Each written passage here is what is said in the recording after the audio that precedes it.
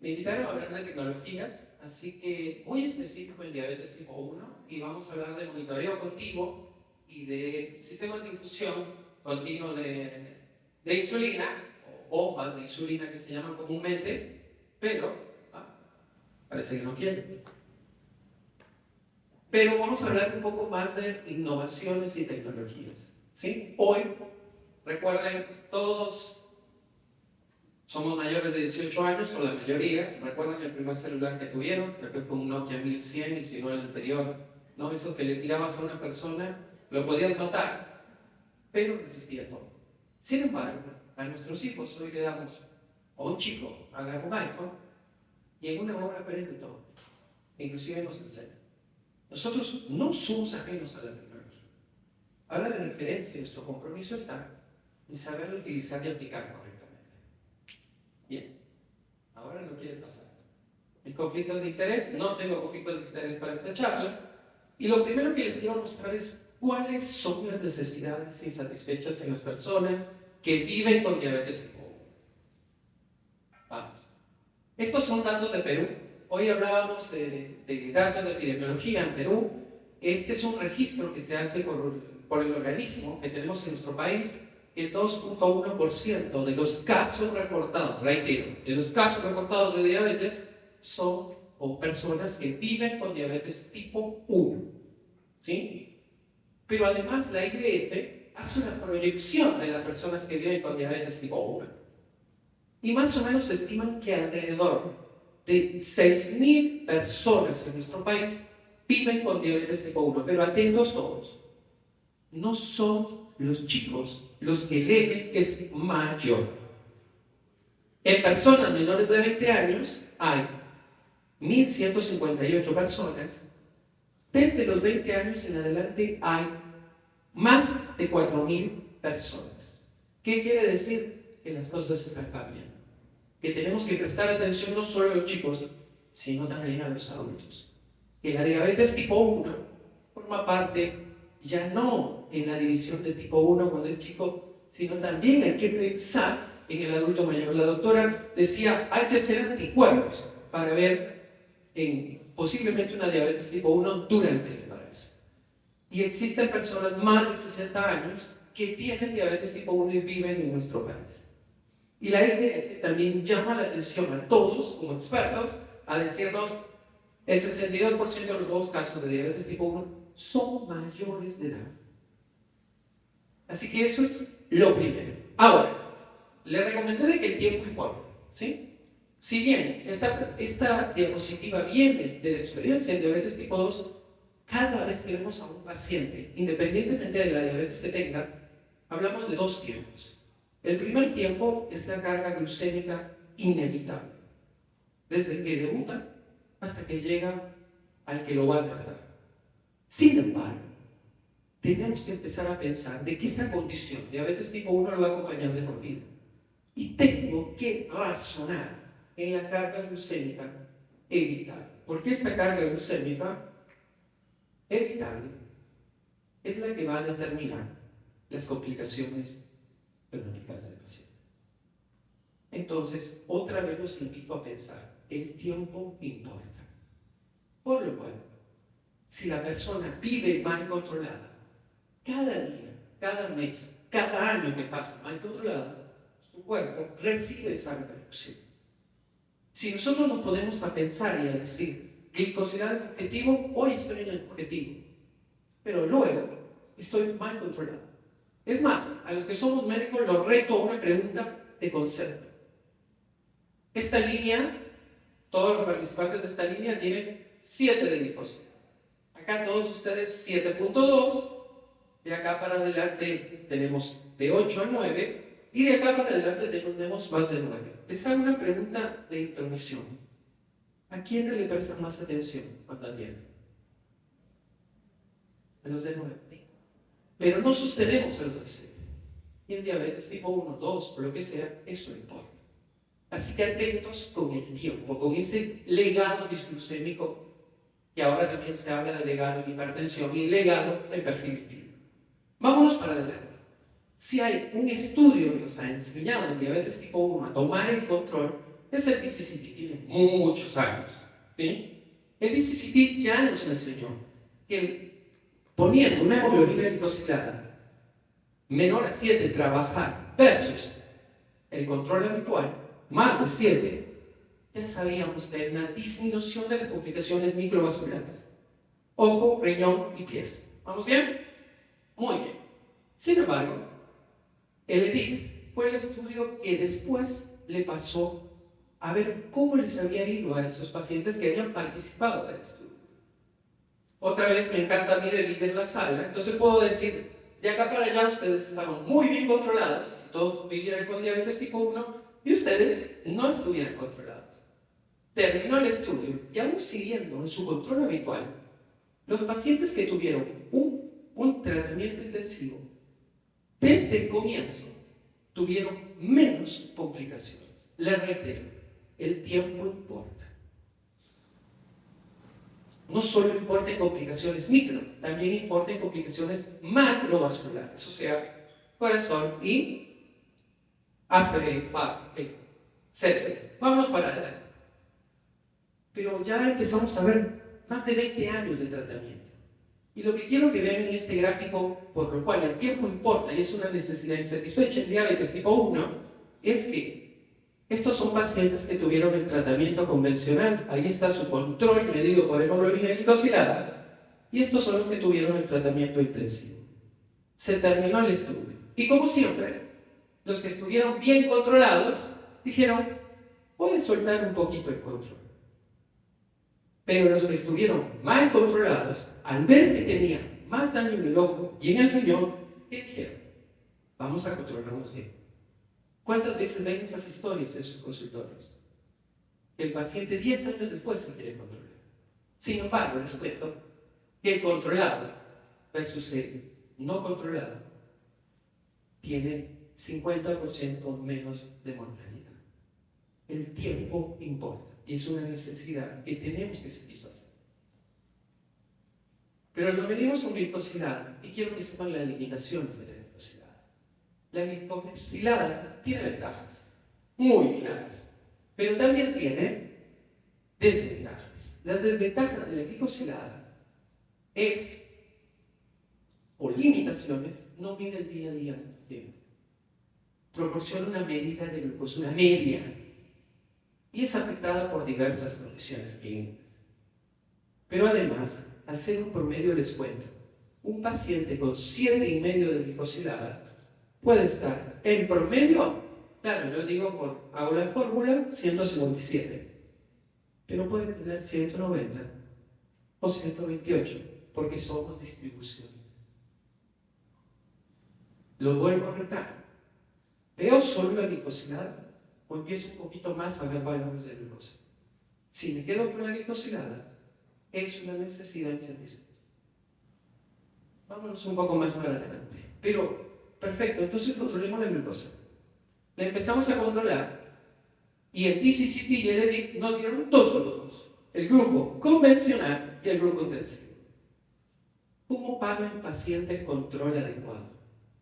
Lo paga con hipoglucemias. Cada vez que yo me quiero acercar al buen control, ¿qué sucede?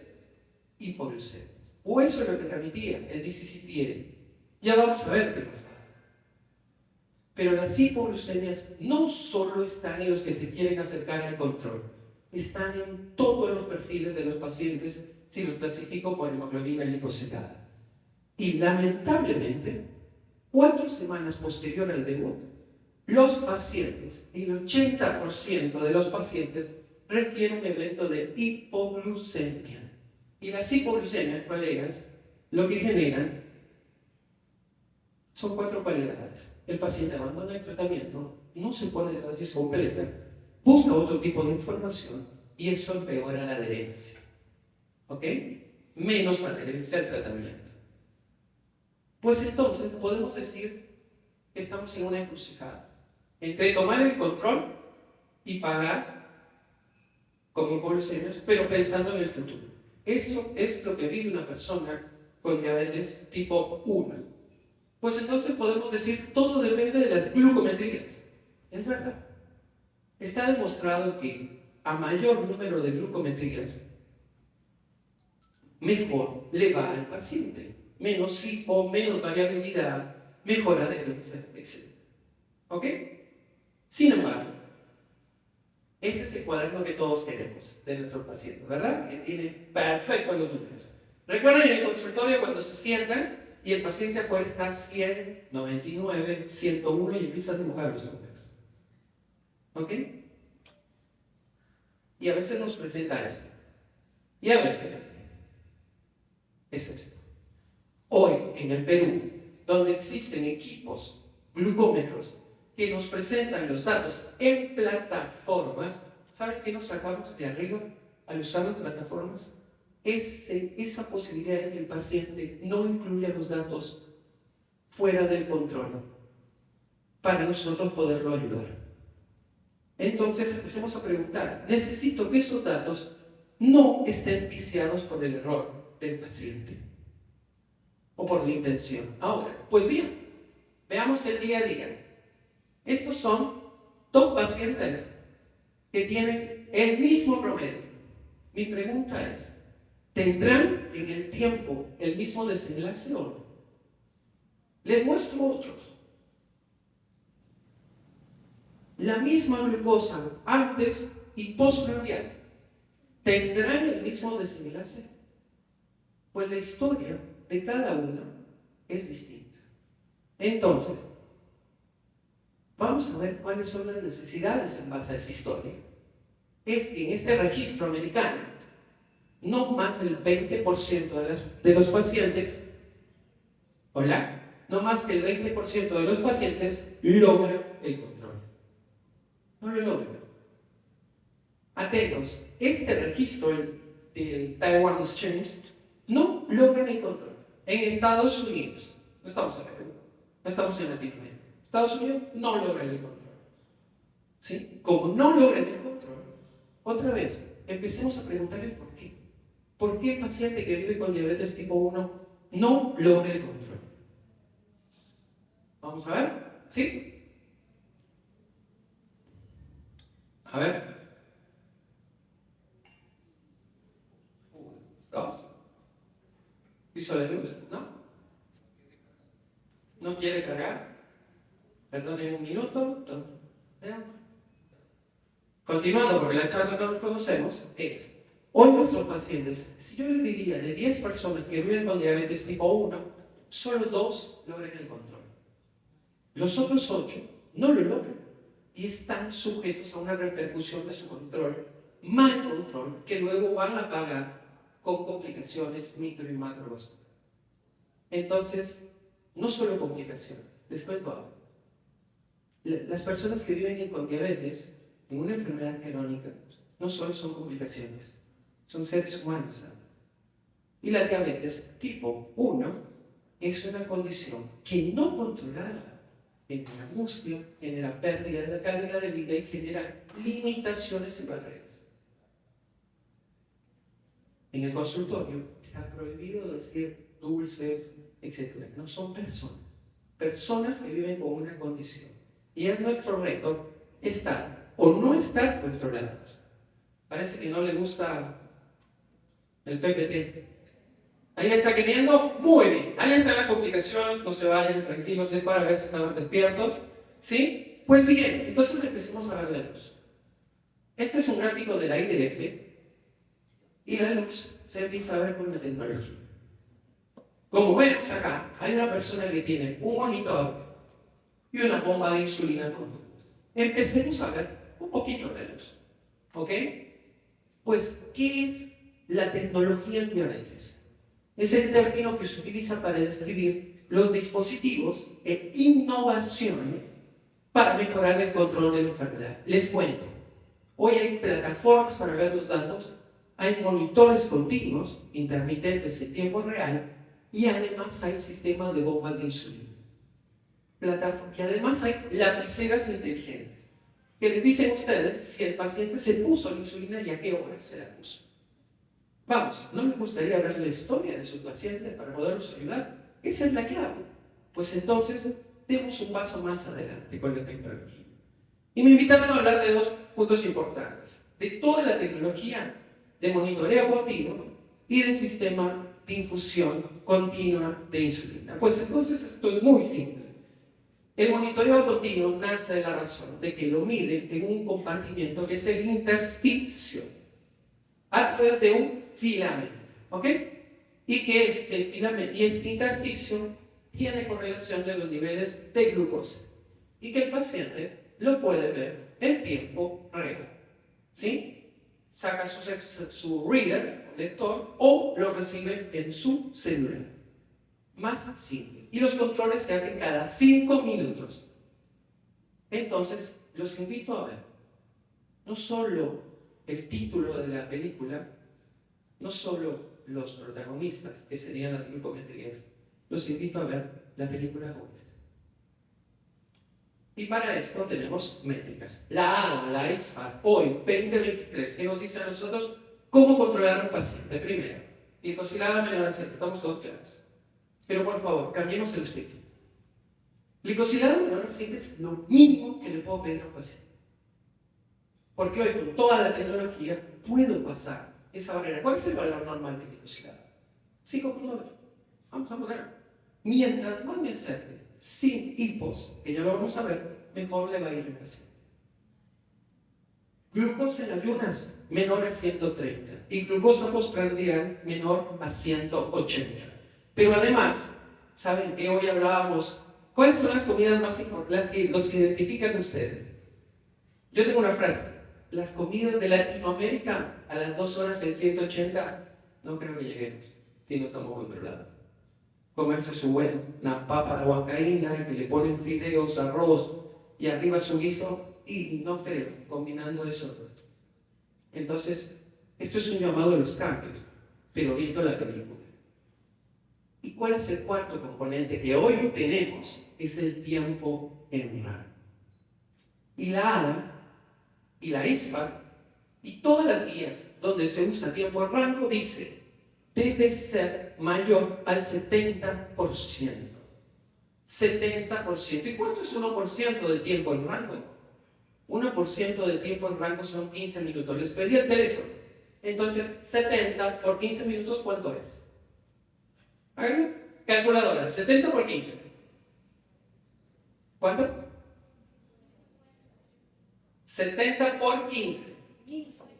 1050 entre 60, que son minutos. Ahora lo vamos a pasar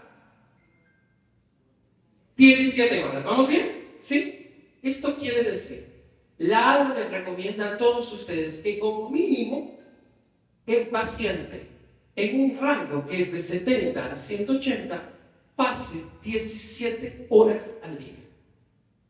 17 horas al día, como mínimo. ¿Y por qué 70 a 180? Primero, porque hoy a todos ustedes, si les doy una carga de glucosa importante y supera el 180, ¿qué sucede en su cuerpo por encima del 180? Glucosubir. ¿Y por qué 70? Porque debajo de 70, si les hago una prueba para generarles una hipo, en promedio, todos empiezan sus mecanismos de contrarregulación a activarse. Las hormonas contrarreguladoras. ¿Ok? Así que entre 70 y 180 es lo que hoy llamamos rango. Y les cuento algo interesante, viviéndolo desde una persona que vive con diabetes tipo 1. Basta del 100. Dejemos que nuestros pacientes no creen en el 100. Empecemos a decirle, este es el camino, esta es la película que tienes que recorrer. Y con 17 horas al día o más, les garantizo que ese paciente va a tener una glicosilada menor a 100. Entonces, de 3 meses a 4 tiempos en el día, empezamos a ver la película diaria. Vamos para adelante. Y es importante, sí. 5% del cambio del tiempo en rango da impacto en la reducción de complicaciones al paciente. Seas tipo 1 o seas tipo 2. Pero nos llama la atención a lo siguiente. ¿Qué tiene en común la diabetes tipo 1, la tipo 2, la gestacional, los LADA, los MODI, los 5 tipos de diabetes que dice Advis, el que lo describió, hiperglicemia? ¿Quiénes generan el hipo?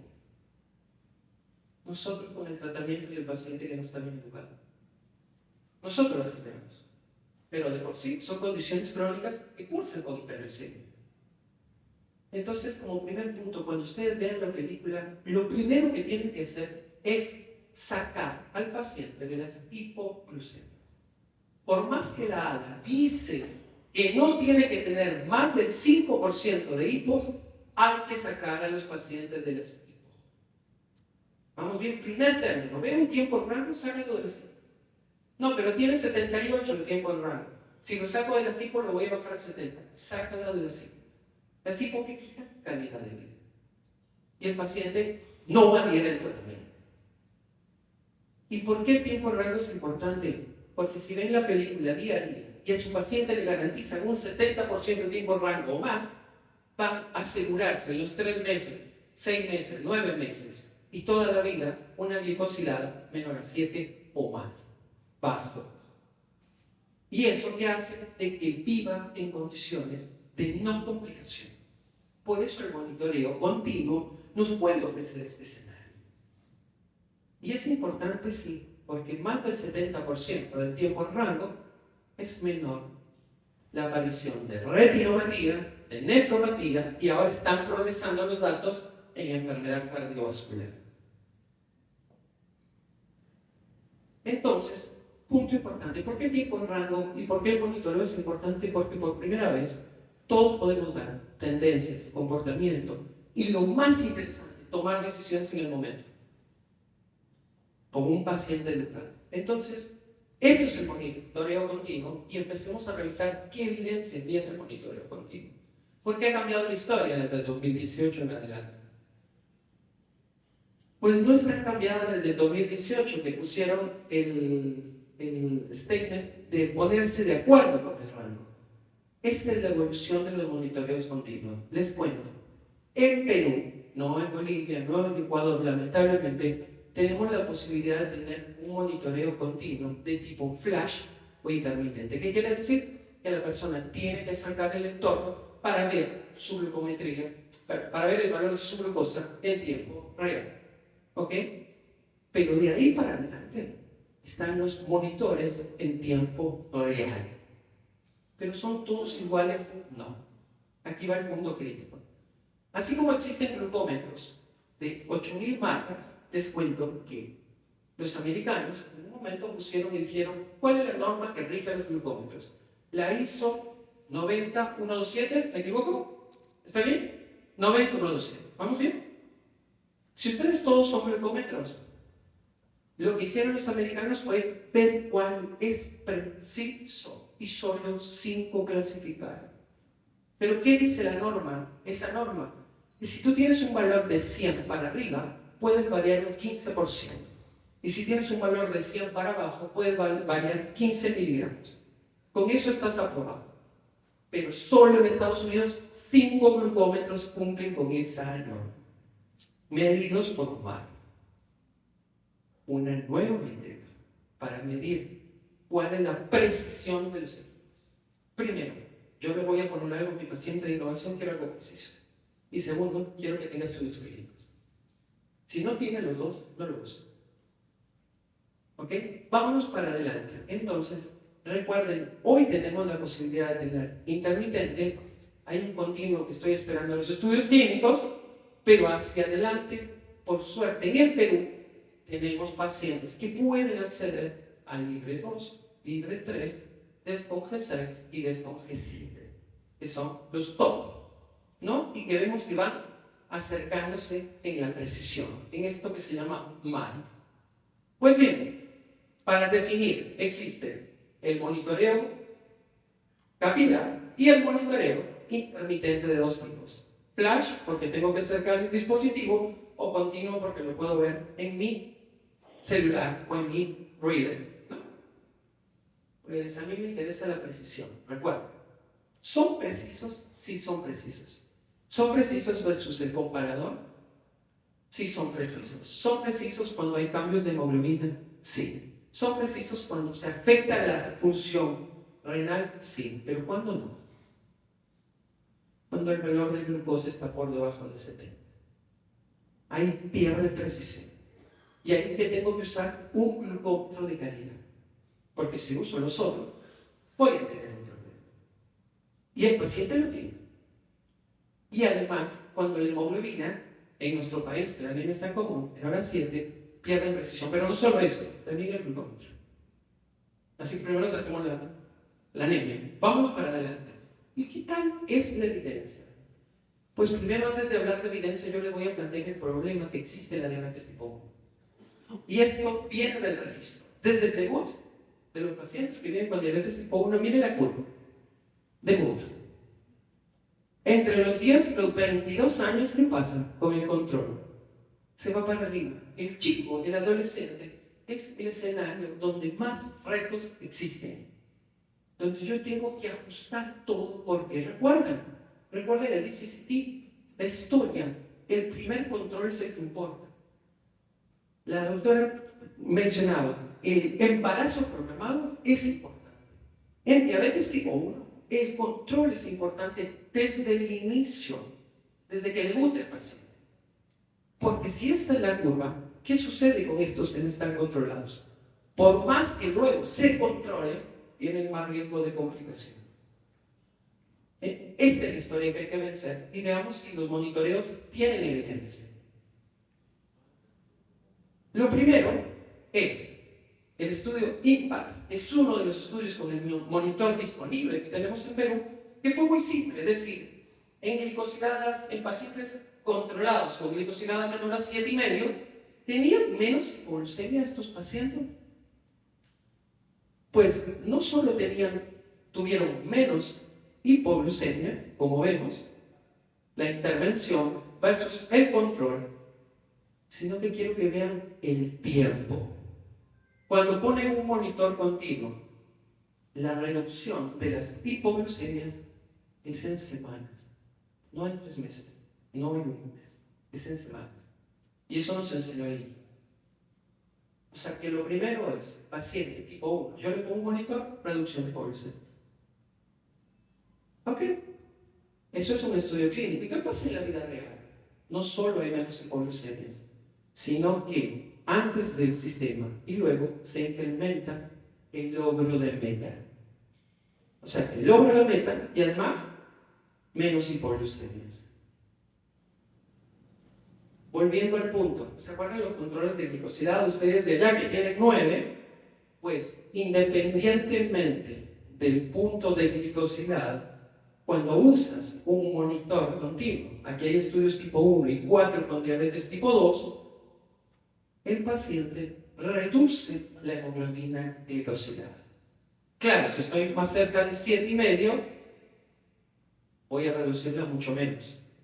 Pero esto quiere decir que no le voy a dar al que está mal controlado, no, se lo voy a dar. Pero además tengo unos pasos que seguir.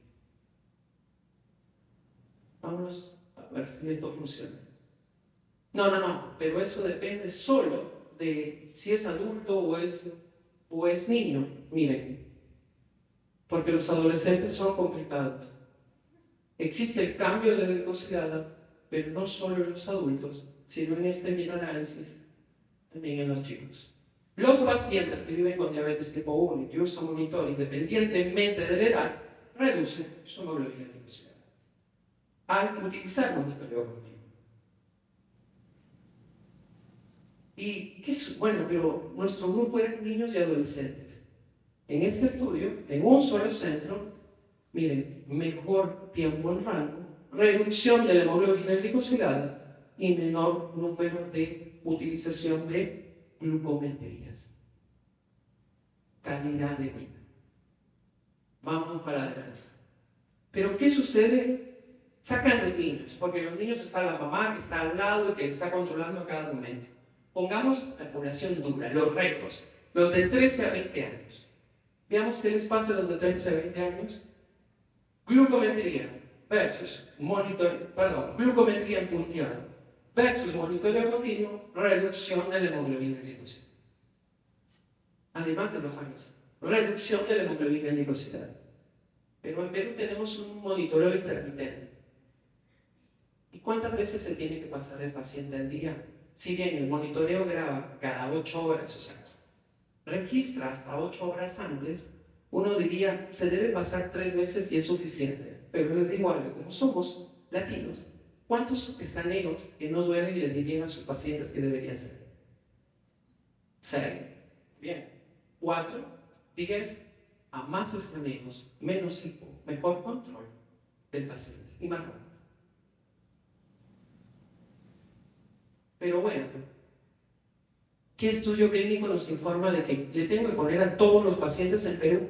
No solo ponerse, colegas, tenemos que formarnos. En este estudio, claro que si le ponen a pacientes con diabetes tipo 1, reducen la glicosilada, ahí como lo ven en azul. Pero si además lo educan al paciente, tiene mayor reducción. La educación y los educadores en diabetes son importantísimos y tienen que adecuar la tecnología. Y este es un programa de educación de 4 semanas, similar que vamos en el centro donde pertenezco. Bueno, pero ¿cuándo le pongo? ¿Cuándo le pongo el monitoreo? ¿Cuándo? En el debut todos sabemos que el monitoreo, en el debut en diabetes tipo 1 los chicos pueden cursar con luna de miel. ¿De acuerdo? ¿Sí? Pues el monitoreo desde el inicio hizo persistencia, además de mejorar el control, hizo persistencia de la luna de miel. Entonces vamos a crear una acción. En diabetes tipo 1, ¿a quién no le pondría un monitoreo continuo? Para ver políticas. Pero además los pacientes no solo son glucosas, ni glicosiladas, ni tiempos aprobados. Son personas.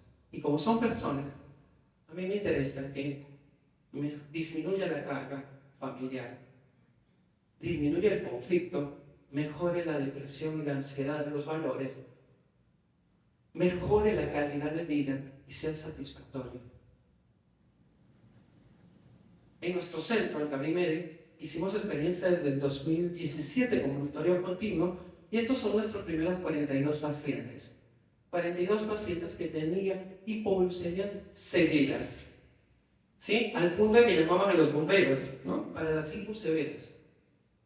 En los 6 meses siguientes no hubo un episodio de hiposevero. Y además hubo una reducción de la hemoglobina glicosilada. ¿Sí? Pasaron al sistema de monitoreo continuo. Son de Perú. ¿Y qué dicen las guías hoy, 2023?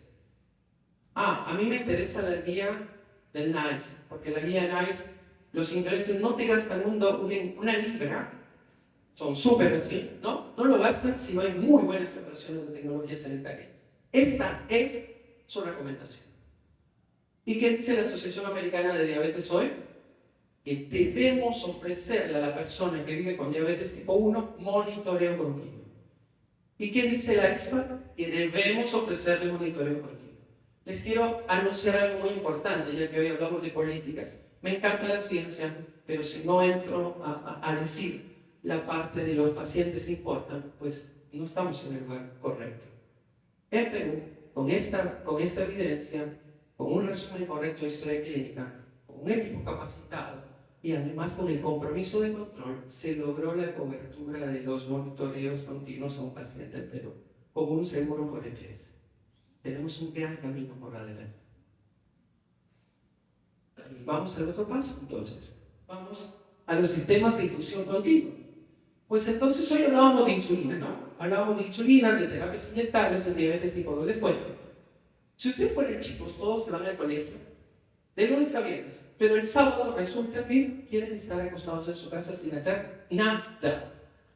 Cuando yo te puse una dosis de insulina, digo, de aquí para adelante tienes que vivir muy similar, sin grandes cambios.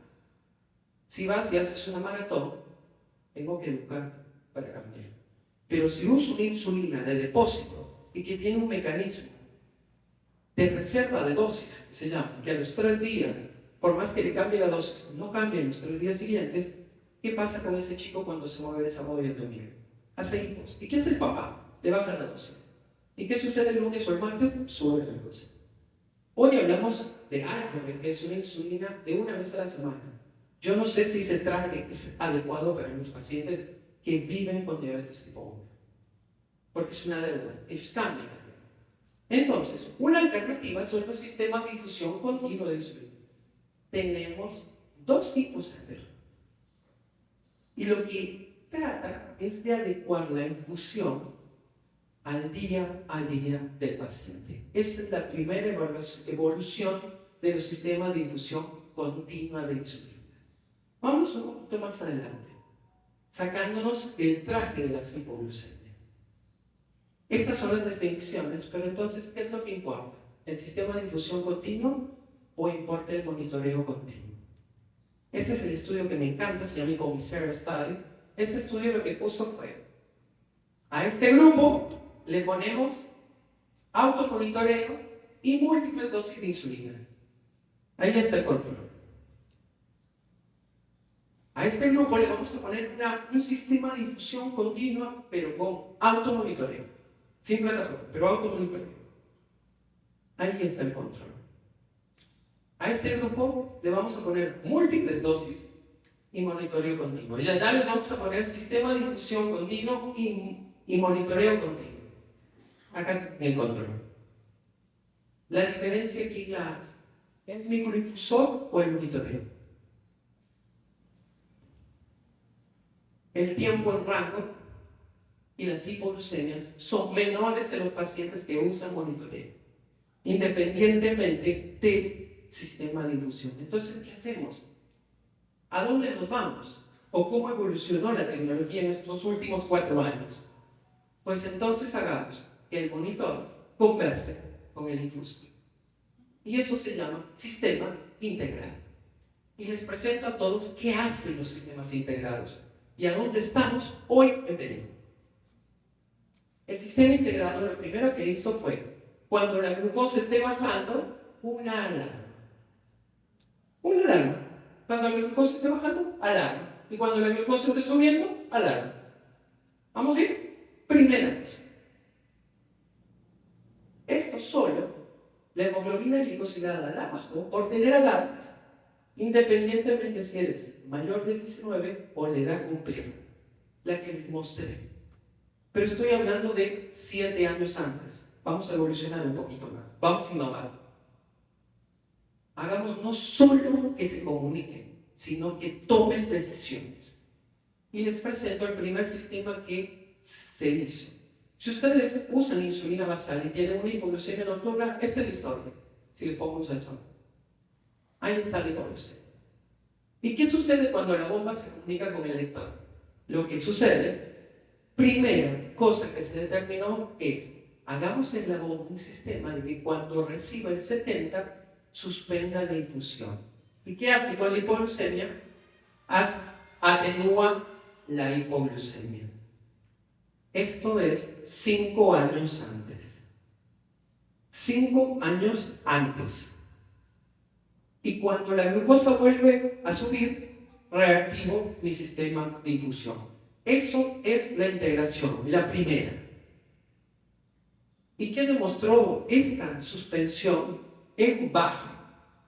Demostró que tenían el mismo control glucémico, pero que tenían menos hipoglucemias los pacientes, porque tenían un sistema de suspensión en baja. Ahí está menor cantidad de hipoglucemias. Vamos un poquito por el tema del tiempo. Y necesitamos evidencia a nivel local. En Colombia, una líder, que es la doctora Ana María Gómez, no solo usar este sistema hizo de que los pacientes sostengan el control de la glucosa. Diabetes tipo 1. Bueno, empecemos a continuar con la innovación para ir terminando tranquilos, no se duerman, que es, ¿qué tal si nos ponemos a inventar, o ellos inventar, que la bomba no solo suspenda en 70, sino que empiece a suspender cuando haga un nivel de predicción de que va a llegar en la próxima media hora a 70. Y eso se llamó sistema de suspensión predictiva de las hipoglucemias. Y funciona así. Esta es la hipoglucemia, esta es la suspensión en baja. 70 te suspende. ¿Vamos bien? Ahí suspende. Este es el sistema predictivo. Cuando la glucosa está bajando y ve que se va a ir a 70, la bomba suspende. Antes de que llegues al 70. Recuerden que causan las hipoglucemias en los pacientes. Este es el sistema de protección predictivo. Quiero que lo vean en acción. Este es un paciente, esta es su glucosa. Lo que quiero que vean, miren qué sucede con la glucosa antes de tocar el 70. El sistema de infusión se suspende. Y quiero que lo vean en la siguiente. Ahí está suspendido. Suspende antes de que hagas la hipo, para no llegar al 70. Y por supuesto que esto evita el 80% de los eventos de hipoglucemia y reduce mejor que tener el sistema en 70. Si yo tengo un valor predictivo, me adelanto a lo que va a pasar, por supuesto que me voy a ir mejor si freno cuando estoy en 70. Eso existe en Perú, sí, existe. Y hoy lo tiene una casa de representación de un tipo de bomba en Perú. Pero hay grandes retos en la tecnología y en las bombas de insulina. Y eso es algo muy importante que les comparto. La insulina es depositada subcutánea. Y las famosas insulinas rápidas no son tan rápidas, porque necesitan casi más de una hora para tener una verdadera potencia. Más de una hora. ¿Y cuántas veces hemos aprendido diabetología diciéndole, si va a comer, póngase la insulina y no más si está encima? El paciente se controla la hora, está en 250, ¿y qué hace con la insulina rápida? Le vuelve a poner otro doble. ¿Por qué? Porque no entendimos la farmacocinética. Nos vendieron farmacodinámica. Pero vámonos para adelante. Y hoy les muestro la evolución que tienen nuestros pacientes hoy, que se llaman sistemas de algoritmos predictivos o sistemas PID, proporcional, integrativo y derivativo. ¿Qué quiere decir? De que dentro del equipo existe un mecanismo que aprende día a día del comportamiento de la glucosa del paciente y que ya no hay una infusión continua, se tiene que terminar. La bomba infunde de acuerdo al valor de glucosa del paciente y al objetivo que ustedes marcan. ¿Quieren ver la acción? Vamos a verlo. Primero, los resultados del estudio clínico, ¿sí? Del ensayo pivotal con 30 adolescentes tipo 1 y 94 adultos. Ven que cuando yo activo este sistema, mejoro el rango del paciente. Y además tiene la suspensión predictiva. ¿Cuáles son los equipos con los que tenemos experiencia que hoy son los famosos sistemas de gasa cerrada o closed loop y que toman decisiones para el paciente? Son Medtronic 780, Tandem con Control Slim 2 y además óptico. Les cuento la diferencia. Estas dos usan tubos, cánulas. El paciente tiene que sacar y se ve la canulita. ¿Estamos claros? Óptico es un parche pegado que se comunica con el sensor. ¿Cómo funciona? Este es el sistema de Medtronic 780. Lo que quiero que vean es que ya no hay una infusión continua, sino cuando la glucosa, yo le fijo un objetivo. ¿Cuál es el objetivo del paciente? 100. ¿Lo ven? La raya verde. 100. Cuando el paciente, yo le empiezo a infundir, la bomba empieza a trabajar. Esto es el patrón de insulina basal o patrón de infusión, no hay insulina basal, patrón de infusión. Cuando la glucosa se quiere bajar del objetivo que hace la bomba, suspende. Y esto se adecua cada 5 minutos. Por eso en algunos lugares van llamado es páncreas artificial, pero estamos muy lejos aún, porque falta el glucagón aquí. Sin embargo, lo que quiero que vean es que además, este algoritmo, esta bomba tiene de que cuando va a comer el paciente, ¿se ve el desayuno clarito? ¿Sí? Entre las 9 y las 12. Este es el desayuno, pero si el paciente, una hora después, la bomba predice de que se va a quedar alto, le da bolos automáticos para meterlo en el control. Automáticos. Y esta bomba, si yo se la pongo a un paciente, sin que haga nada, sin que cuente cargos, 70% de tren por hora.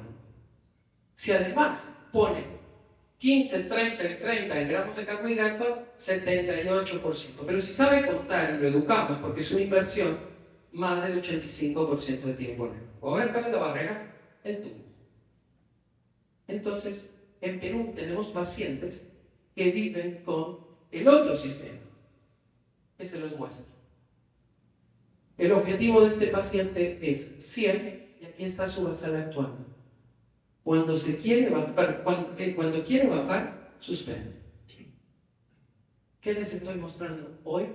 Es un sistema en el cual nuestros pacientes no solo se protegen de la SIPO, sino que además pueden meterse en el control.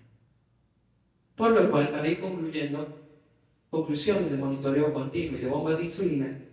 ¿Y por qué no hay tanta evidencia con esto? Porque la tecnología está avanzando más rápido que nosotros en la evidencia. Y tenemos que tomar decisiones con cuidado, pero también con agilidad. Porque si no, tenemos mucha desinformación alrededor. Por lo cual, esta es mi opinión con respecto a monitoreo continuo. El monitoreo continuo se debe indicar en las personas que viven con diabetes tipo 1. Es seguro, reduce la SIPO, mejora el tiempo en rango. ¿Se debe ofrecer desde cuándo? Desde el diagnóstico. En Perú o en cualquier lugar, desde el diagnóstico. Pero además se debe educar al paciente y nosotros tenemos que tener educación.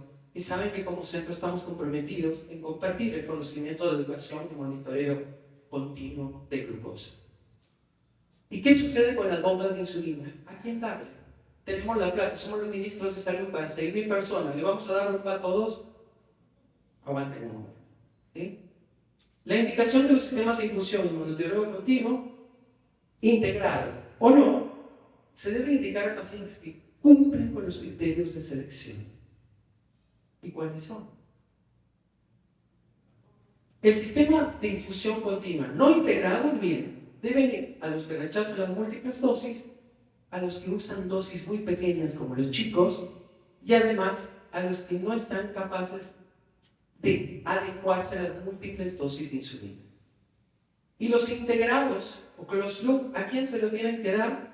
Se recomienda a hipoglucemias severas no controladas con monitoreo, a personas con diabetes tipo 1 que cursan el embarazo, lo mencionó la doctora, y a hipoglucemias desapercibidas comprobadas con monitoreo continuo, adolescentes que ya saben, y condiciones clínicas que limiten la múltiple dosis y el monitoreo.